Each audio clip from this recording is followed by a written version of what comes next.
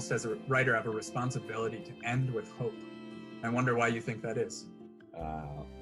Sarah, you know, it's in a detention center, and there was great trauma that, you know, at the end that she experiences just because of that experience. But at the same time, you know, she says she believes that she has to keep on trying, you know, that trying is everything. I guess one of the reasons that I like young adult literature, that it's okay to give hope, you know.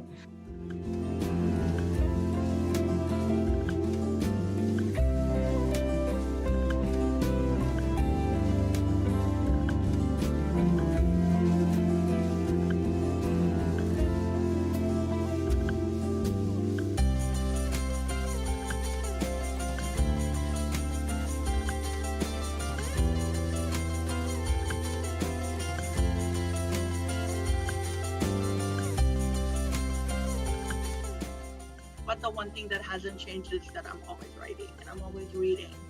So that was something that I kind of came to much later in my life.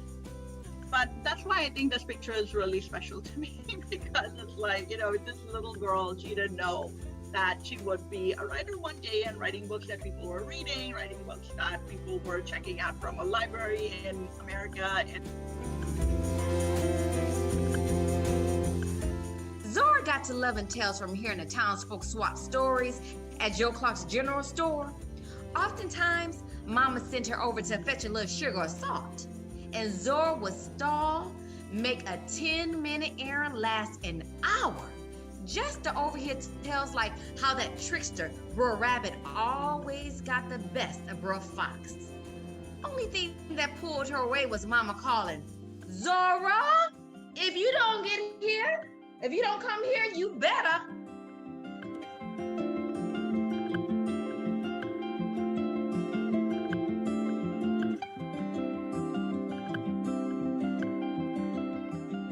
Our goal of connection and conversation, and maybe some learning here and there if, you know, that's what we like. But, you know, we also learn through just talking and being around each other. But yeah, I very much want this audience to just be like, yeah, hey, we're here.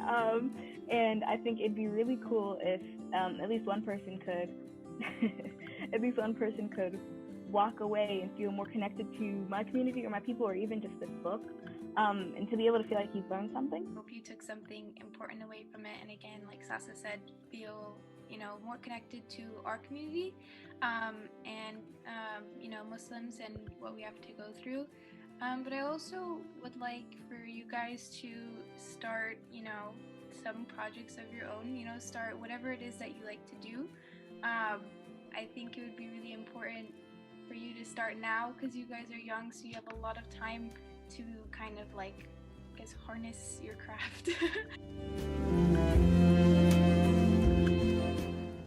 The idea of legacy and Ty coming up to a point where, like, is he going to draw strength and power from his family and community, or is it something he's going to push from and like go away from? And then also the idea of like taking care of those around you. Like the book ends on them bringing groceries to another refugee family, and that's because he took that example from his grandmother. And for me, it was important to show that there are different ways of being a hero, right? You don't need to have the ring, you don't need to have all the superpowers to do good deeds.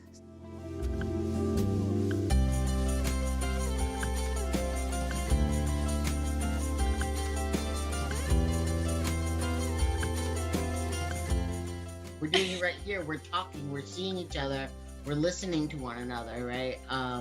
Every time that we're connecting, we're building community. It's not a theoretical thing that only happens in a community center. We're here. And also when you're at the library, that is a community center. When you read books about people who are not like yourself, you're engaging with other people. When you share books about people who are like you, you say, hey, this is a book that I really connected with. That also, by the way, is a great way to figure out if someone is safe to come out to.